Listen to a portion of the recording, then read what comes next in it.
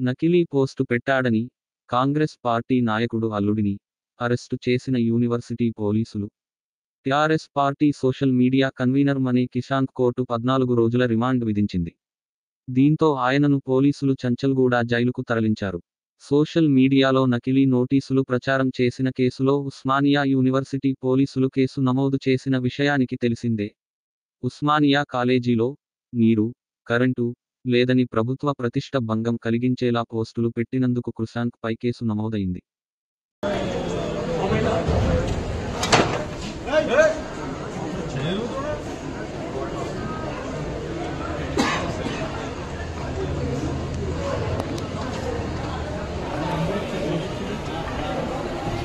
Dana.